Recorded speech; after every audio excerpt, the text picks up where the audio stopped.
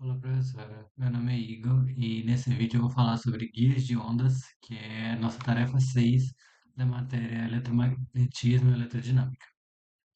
Bom, começando falando o que são linhas de ondas, né? A gente sabe, a gente estudou que as linhas de transmissão são usadas para transmitir energia de um ponto até outro. E um guia de onda, basicamente, ele vai fazer a mesma coisa, ele vai ter o mesmo objetivo, ou seja, ele vai ser uma estrutura ali que vai guiar as ondas eletromagnéticas e vai direcionar a sua propagação e diminuir a sua perda.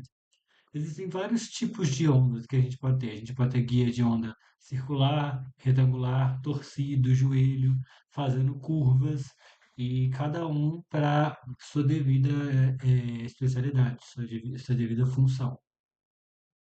Mas então, qual seria nossa diferença de guia de ondas e linhas de transmissão?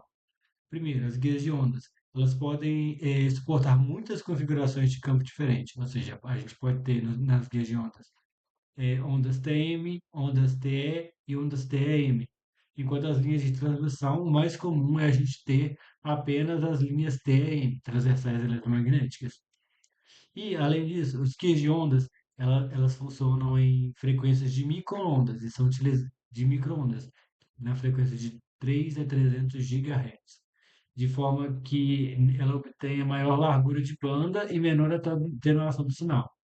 Em comparação às linhas de transmissão, nas frequências de microondas também, elas se tornam ineficientes devido ao efeito pelicular e às perdas no dielétrico.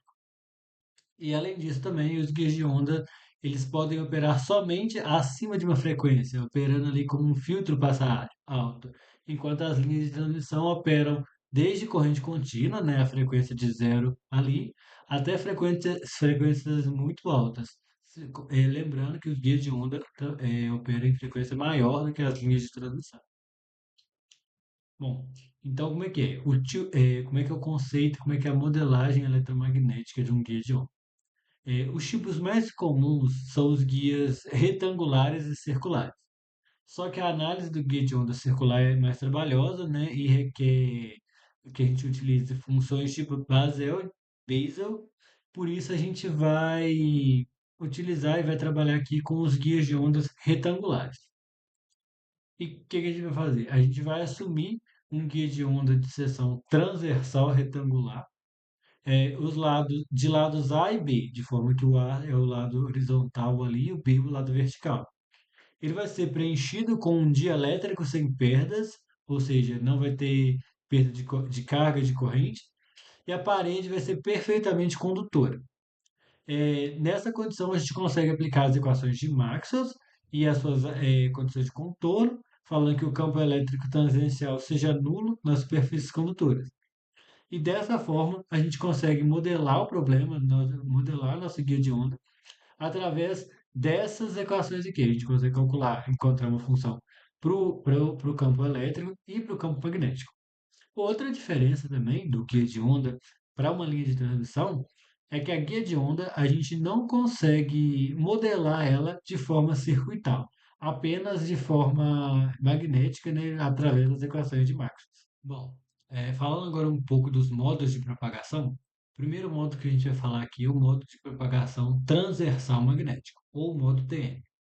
E para um guia de onda propagar no modo TM, o que a gente precisa ter? A gente precisa que o campo magnético não possua direção, não possua componente na direção de propagação, ou seja, o HZ, o H na direção de propagação, tem que ser igual a zero. E o campo elétrico na direção de propagação tem que ser diferente de zero. Mas devido às nossas condições de contorno, o campo elétrico deve ser zero nas paredes horizontais e verticais, porque a gente está utilizando um condutor elétrico perfeito. Então, quando o y é igual a zero e o y igual a b, a gente vai ter o campo elétrico zero. E quando o x for igual a zero ou o x for igual a gente também vai ter campo elétrico na direção.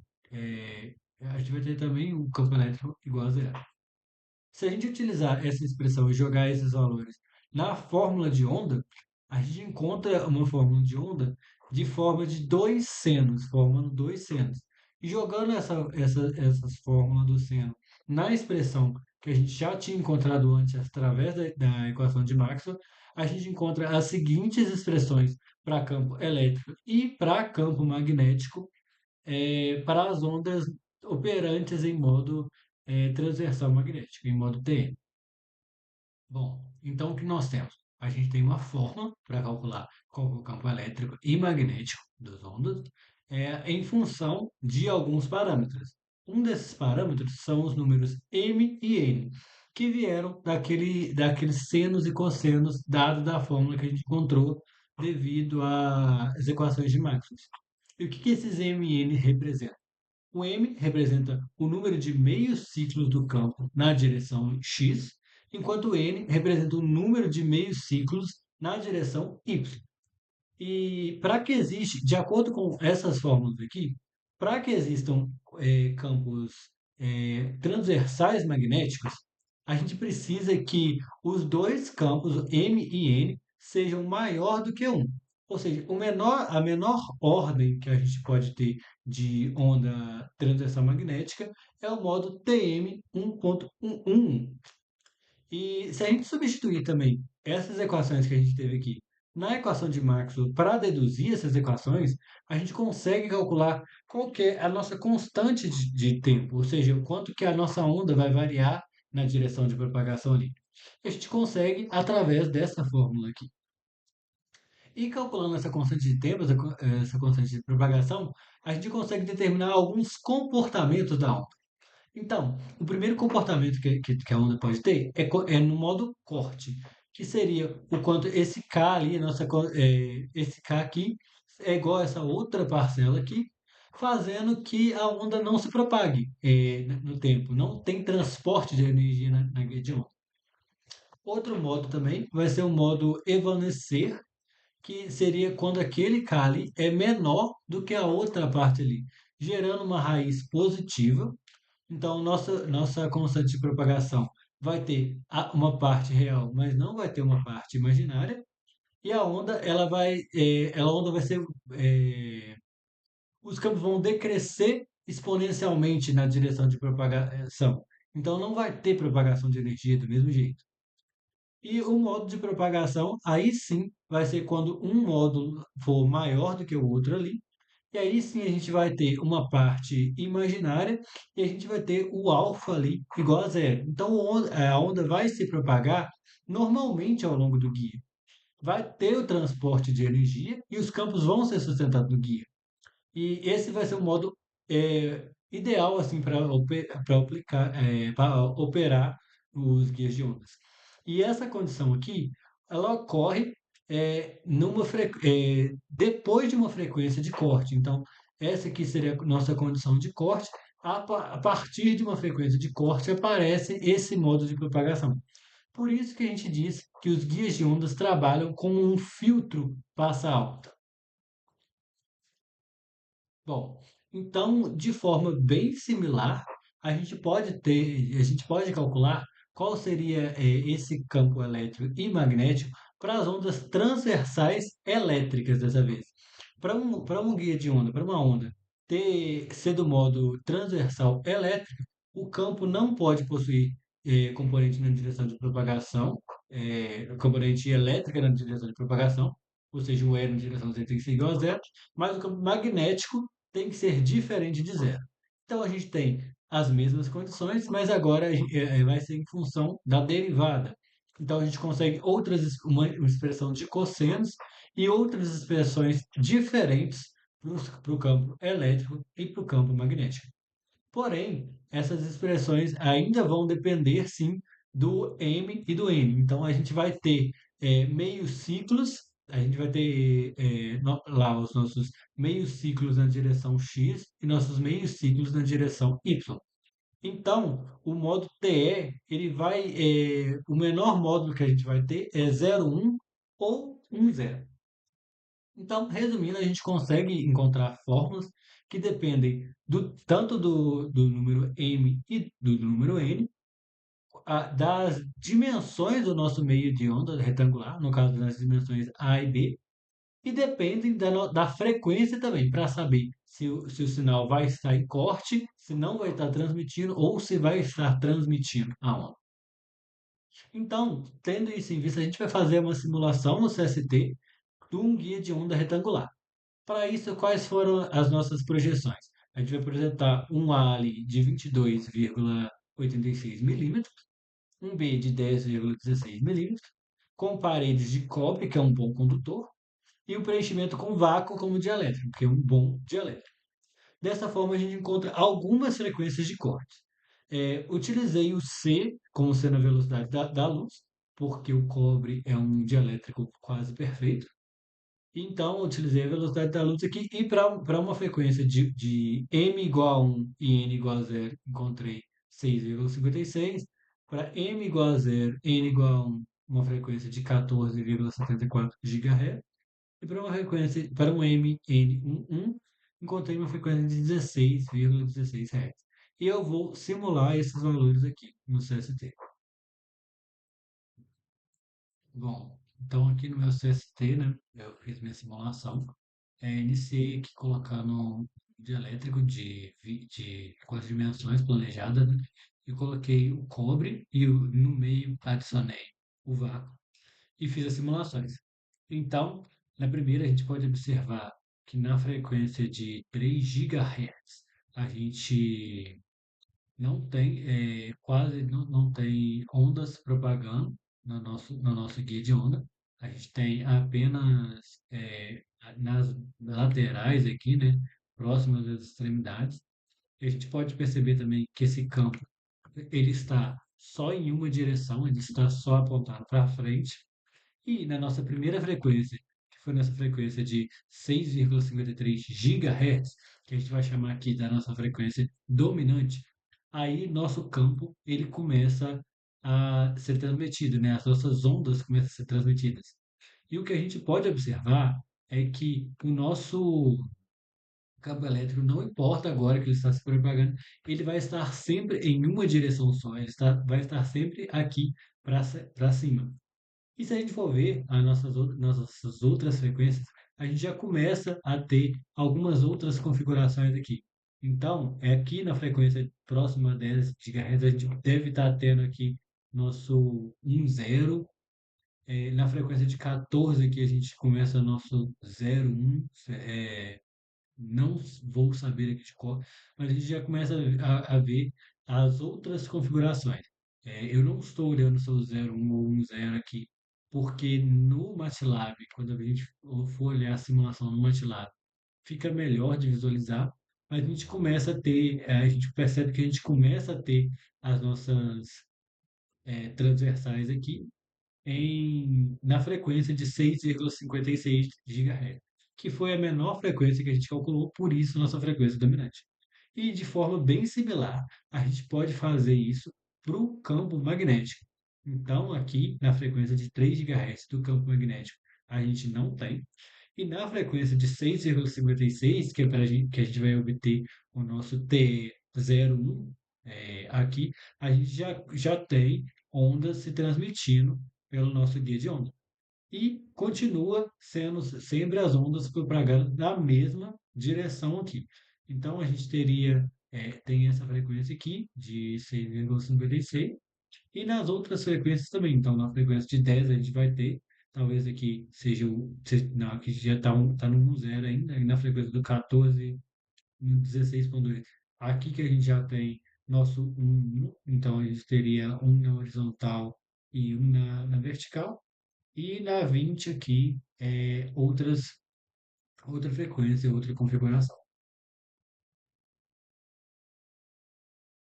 Bom, chegamos finalmente, né, no MATLAB. O que eu fiz aqui foi colocar todas as informações e aquelas fórmulas do slide para cá. Então, coloquei o A e o B aqui, qual seria meu M e o N aqui também.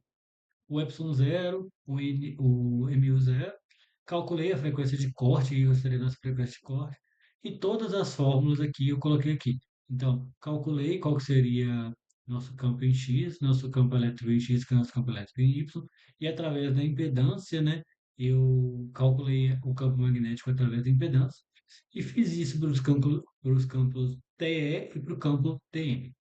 Então, a primeira análise que a gente vai fazer aqui é quando a gente tem M igual a 0 e N igual a 1. Então, a gente tem campo guia de onda transversal elétrico, o 0,1, na frequência de 14,76 GHz. Então, a gente tem aqui nessa frequência campo magnético na direção de propagação aqui, na direção, na direção Y de propagação aqui, e apenas um semiciclo aqui. Se a gente for olhar para o transversal magnético, a gente não pode ter nada, porque o transversal magnético começa a partir do 1,1. Então, no 0,1 a gente não tem nada. Já se a gente transmitir aqui mudar aqui para o 1,0, a gente tem, fazendo a simulação de novo, o transversal elétrico 1,0 na frequência de 6,56, a mesma frequência que a gente calculou lá. E aqui a gente tem o campo na direção, um semiciclo na direção X aqui. Enquanto no magnético a gente continua não tendo nada. Aí, finalmente, mudando para o 1,1 aqui, a gente tem, a gente tem um em X e um em Y aqui, para um semiciclo em X e um semiciclo em Y aqui, no transversal elétrico. E no transversal magnético, deixa eu ver, tá certo, o elétrico e o magnético, a gente tem um semiciclo aqui, um círculozinho aqui também, na frequência de 16,15 GHz. Mudando para o 2,0, a gente espera novamente ter um campo elétrico e não ter um magnético, porque o magnético não, nenhum desses aqui pode ser zero. E aqui nós temos 2 em X e nenhum em Y. E no magnético nós não temos nenhum. Da mesma forma, se a gente mudar aqui para o 0,2, pro 0,2, a gente vai ter 2 em Y, aqui, dois semiciclos em Y no elétrico, e não vamos ter no magnético. E se a gente pegar o 1,2 ou o 2,1, a gente vai ter um na direção X e 2 na Y, que nós temos 2 na Y e um semiciclo em X.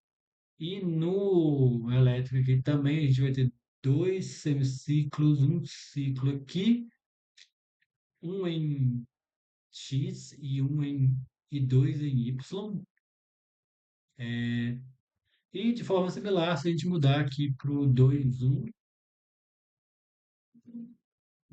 aí seria o contrário. A gente teria 2 em Y, 2 em X, dois semiciclos aqui em X e um semiciclo e um apenas no Y.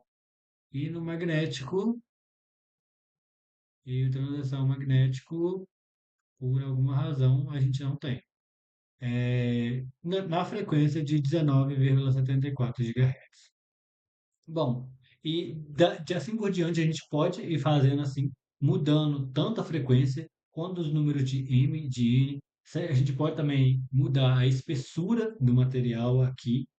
Aí, se a gente mudar a espessura, obviamente as frequências aqui vão mudando para a gente conseguir esses semiciclos.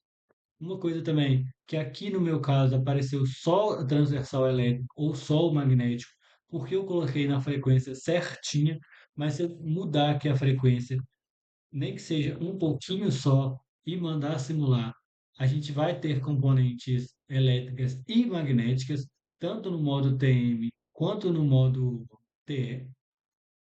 E, bom, professora, esse foi meu trabalho. Espero que tenha gostado e muito obrigado. Até uma próxima.